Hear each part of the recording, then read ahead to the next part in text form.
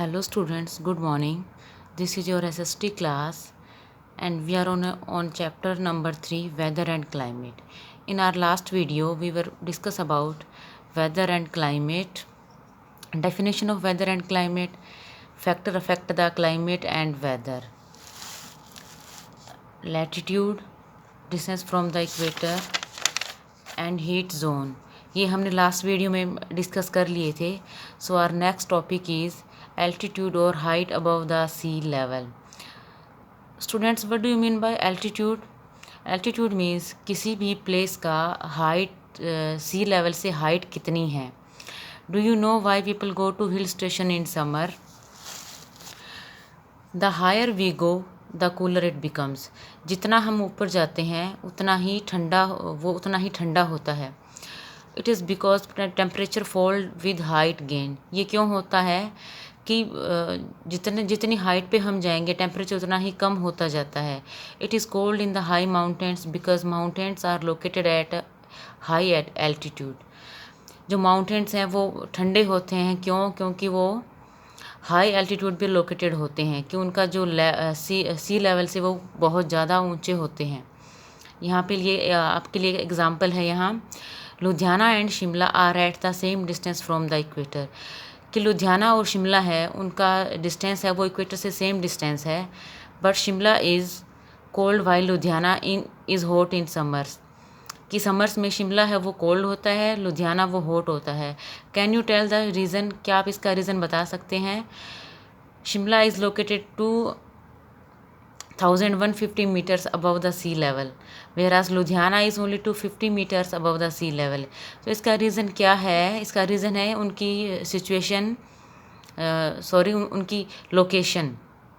कि जो शिमला है वो उसकी लोकेशन क्या है? 2150 metres above the sea level. कि उस जो सी लेवल शिमला है वो सी लेवल से 2150 मीटर्स अबव है, और जो लुधियाना है वो ओनली 250 मीटर्स अबव है सी लेवल से. सो इसीलिए शिमला ठंडा है और लुधियाना गर्म होता है. Our next topic is wind. Wind affect the climate of the place they blow to. Wind भी किसी भी प्लेस की क्लाइमेट को अफेक्ट करती हैं. Wind coming from the hot areas increase the temperature of the place they blow to. अगर wind hot area से आ रही हैं और तो जिस एरिया में वो आएंगी, जहाँ पे आएंगी उसके टेम्परेचर को बढ़ा देंगी. Wild winds coming from the cold areas. और अगर वो ठंडे एरिया से आ रही हैं, lower the temperature of the place they blow to. तो वो जिस एरिया में वो बह रही हैं, ब्लो कर रही हैं, उसके टेम्परेचर को कम कर देंगी. Okay, our next topic is distance from the sea. हमने पहले किया था height above the sea level, कि सी लेवल से किसी भी प्लेस की हाइट कितनी है. अब हम करेंगे कि सी से किसी भी प्लेस का डिस्टेंस कितना है, ये भी उसके क्लाइमेट को अफेक्ट करता है.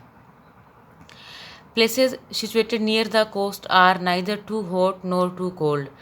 जो प्लेसेस समुद्र के किनारे होते हैं वो ना तो ज़्यादा गर्म होते हैं ना ही ज़्यादा ठंडे. मीन्स की जो तटीय क्षेत्र होते हैं वो ना ही ज़्यादा गर्म होते हैं ना ज़्यादा ठंडे. They have a moderate climate. It is called equable climate. उनका क्लाइमेट मॉडरेट होता है, इक्वेबल क्लाइमेट होता है. What is the reason for this? इसका क्या रीज़न है? This is because of the land and sea breeze. ये किस लिए होता है? इसका रीज़न है land and sea breezes. In the daytime, दिन में, the sun heat both the land and the C.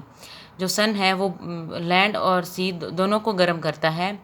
Land heats up more quickly than the water. जो हमारी लैंड है वो वाटर की बजाय ज़्यादा जल्दी गर्म होती है.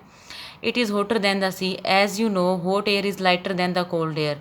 और जो हॉट एयर है वो कोल्ड एयर की बजाय ज़्यादा हल्की होती है. Therefore warm air above the land rises. So इसलिए जो लैंड की वार्म एयर है वो ऊपर उठ जाती है हल्की होने की वजह से. The cool air from the sea comes in to take its place. तो इसके ऊपर उठने की वजह से जो सी की कूल एयर है वो इसकी जगह आ जाती है. This is known as sea breeze. और इसे हम क्या कहते हैं? Sea bridge.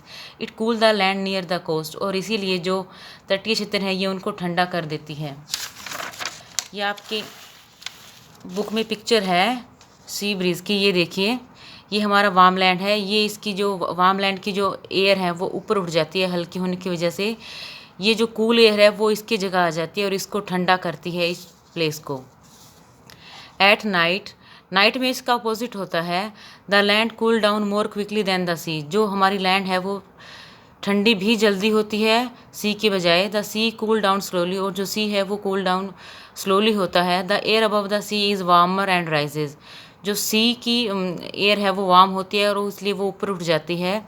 The cooler air from the land blow towards to the sea, और जो लैंड की कूलर एयर है वो इसकी जगह आ जाती है। This is called the land breeze, इसका भी पिक्चर दिखा रखी है यहाँ। वार्म सी जो इसकी एयर है ये ऊपर उठ गई, राइज होगी, तो जो लैंड की कूल एयर है वो इसकी जगह आ जाती है। इसे हम बोलेंगे land breeze. Due to land and sea breezes the weather near the sea is pleasant, तो इन्हीं सी ब्रिज और लैंड ब्रिज की वजह से जो इनका वेदर है वो प्लीजेंट होता है। Okay, our next topic is humidity. What do you mean by humidity? The amount of water vapour in the air is called humidity ही। ह्यूमिडिटी क्या है कि हवा में कितना मॉइस्चर है, जो वाटर है उसकी कितनी अमाउंट है हवा में, उसे हम ह्यूमिडिटी बोलेंगे। Humidity affect the climate of the place. The winds blowing from sea to land bring a lot of moisture with them, जो हवा सी टू लैंड बहती हैं, समुद्र से लैंड की तरफ जाती हैं, वो अपने साथ बहुत सारा मॉइस्चर होता है उनके अंदर। They make the climate in the coastal areas very humid, और वो कोस्टल एरियाज़ का क्लाइमेट बहुत ह्यूमिड बना देती हैं। सो ह्यूमिडिटी हमारे क्लाइमेट को अफेक्ट करती हैं। Our last topic is ocean currents. What do you mean by ocean currents? Ocean currents होते हैं समुद्र की लहरें। ओशंस है warm and cold currents. These currents affect the climate of the coastal areas, जो ये इसकी वार्म एंड कोल्ड करंट्स होते हैं ये कोस्टल एरियाज़ के क्लाइमेट को अफेक्ट करते हैं। Warm ocean currents make the coastal areas warmer, वेराज cold ocean currents make the coastal areas cool, जो वार्म ओशन करंट्स होती हैं वो कोस्टल एरियाज़ को गर्म बनाती हैं, जबकि जो कोल्ड ओशन करंट्स होते हैं वो कोस्टल एरियाज़ को कूल करते हैं। So our chapter is completed. In this chapter we were discuss about weather and climate, इनकी डेफिनेशन और जो फैक्टर इनको अफेक्ट करते हैं उनके बारे में रीड किया हमने। Latitude, heat zone, altitude, wind, distance from the sea, humidity and ocean currents. Okay students, thank you.